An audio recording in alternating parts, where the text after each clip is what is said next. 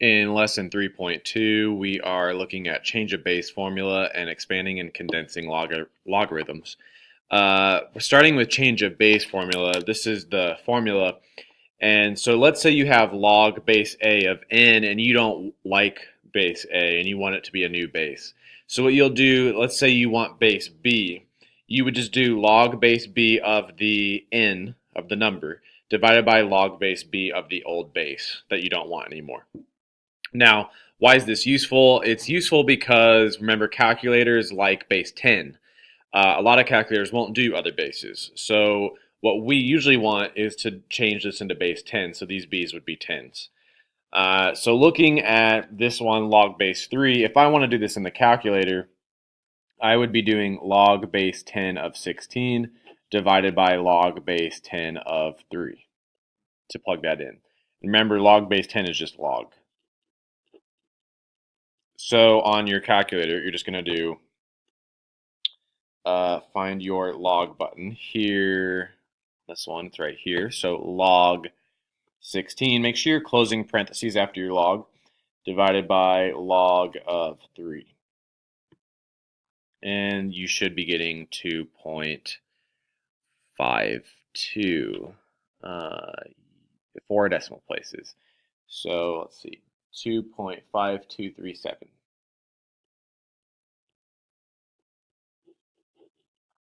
So log base 2 of 40. You're going to do log of 40, that's base 10, of log of 2, divided by log of 2. So you've got log 40, close your parentheses, divided by log 2. 5.3219.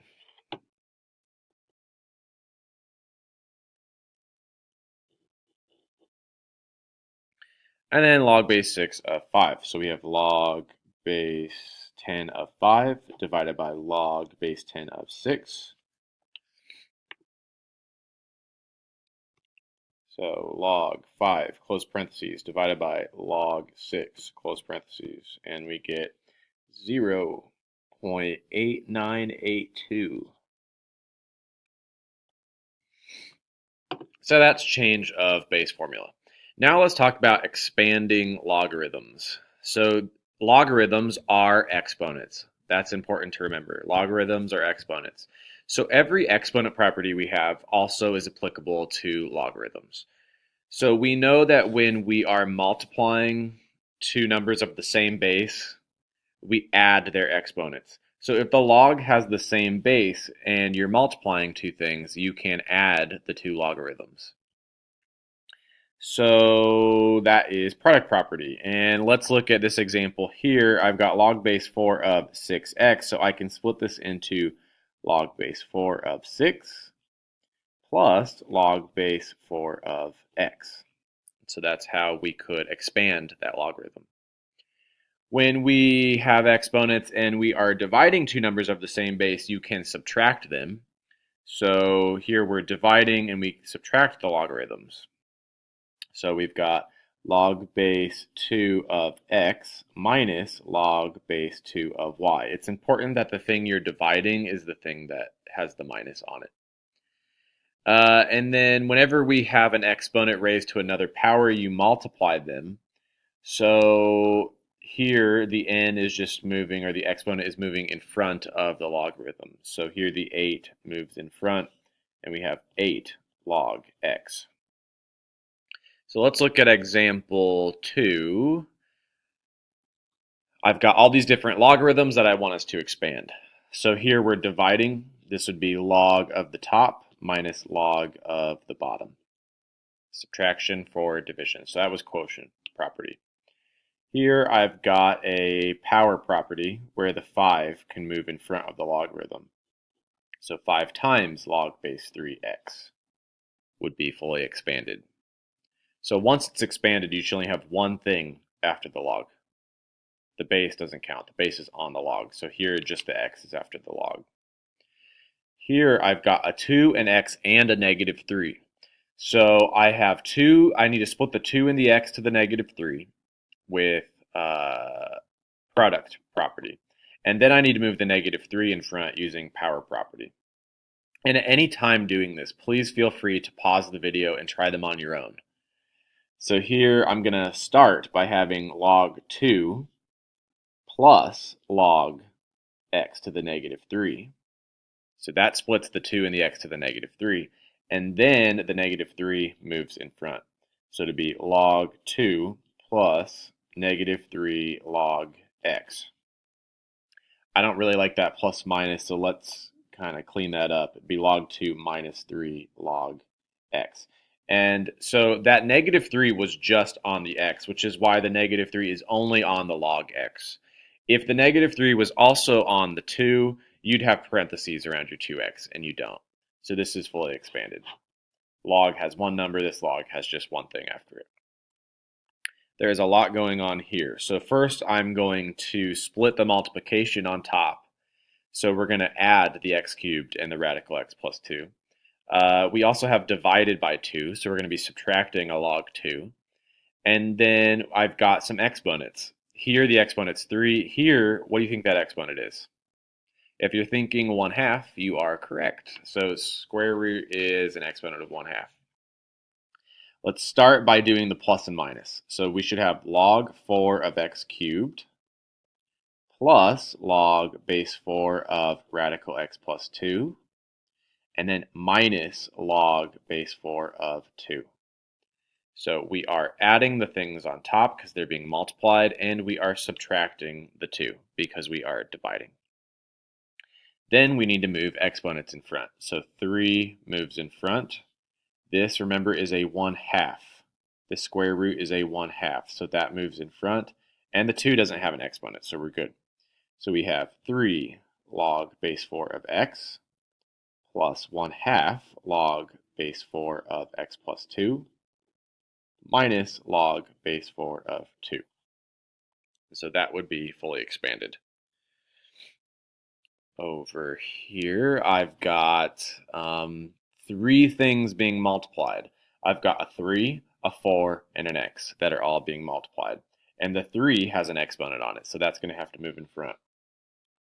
So let's start by getting rid of the multiplication. We're going to have log base 5 of 3x to the, or 3 to the x minus 2, plus log base 5 of 4, plus log base 5 of x.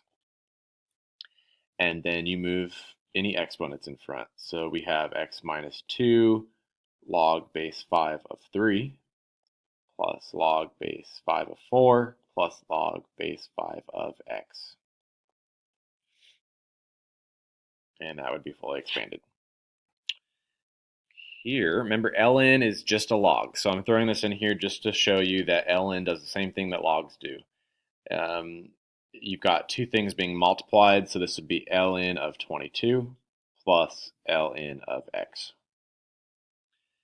Over here we have a lot going on. We've got a 12 times an x, so those things need to be split up.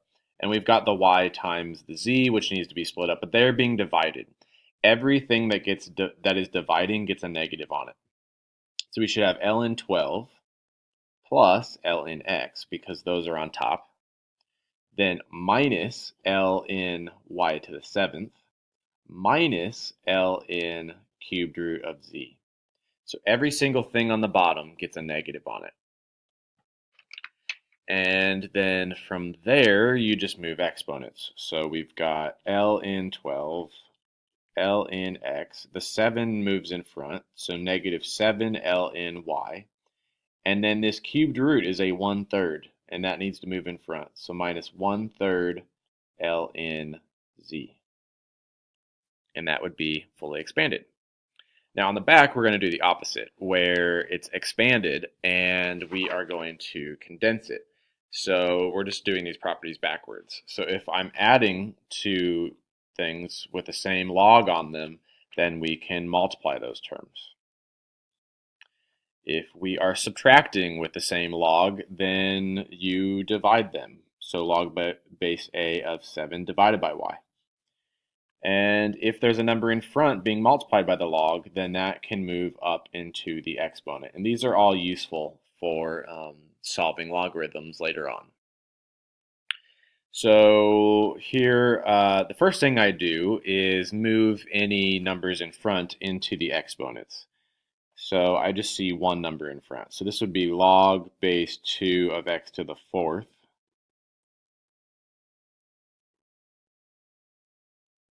And then I go through and put all the negatives on the bottom and all the positives on top. So what we're going to have here is log base 2. And I've got a 125 and an x to the fourth that are positive. So those will go on top. And then the 5 has the minus sign, so the 5 will go on the bottom. And this does reduce. You can reduce it if you want and divide the 125 by 5. But for now, let's just condense them and put them back together. So I have log base 8, and a plus 2. This plus 2 does not have a log on it, so it won't go together. So really all I have to do is work with the subtraction here, which means division. So log base 8x divided by x minus 12. And then there's a plus 2 on the outside, which doesn't go with the log. So that is fully condensed. On this one, I've got a 2 that needs to move on top, so that's going to be x squared. And then everything is being multiplied. So this is log base 3 of 0.1 times x squared times 2 times 5. So that would be fully condensed. And if you wanted to multiply those, they end up just making 1. So you're just going to have log base 3 of 1x squared. Here I've got matching logs, and everything's being added. So that means we are multiplying all this. So we've got log, and then we've got 3x minus 5, and times 10 times 2. Which you can multiply if you want. So that's 20, and you would distribute it in. So that would be log of 60x minus 100 if you want to simplify it, but that is condensed there. 1/2 moves in on top as an exponent, and you got to think, what is 1/2 as an exponent? It's probably going to be written as a square root instead. So that would be condensed. And you can put 5 if you want. Here, the 2 moves on top, and the 3 moves on top. So we have log base 8. They all have log base 8s. And on top, I'm going to have x squared. And then both of these have negatives, so that means we're dividing by both of them. So we're dividing by a 5, and we're dividing by a y cubed. So that is that log condensed. Move the 2 on top, move the 5 on top, but notice they are not the same logarithm. So they don't go together. So this would be log base 3 of 7 squared, and this will be minus log base 8 of x to the 5th. But that is as condensed as it'll go, because you can't put these together if they don't have the same matching logarithm. 5 goes on top, so we're going to have log base 4 of x to the 5th. And then the minus, since they have matching logs, you can divide them. So we have x to the 5th over 3. And here they have matching logarithms. That 3 goes on top. So we have log, and then I've got a 5 and an x cubed being multiplied. And then the minus tells me to divide by y. And there you go.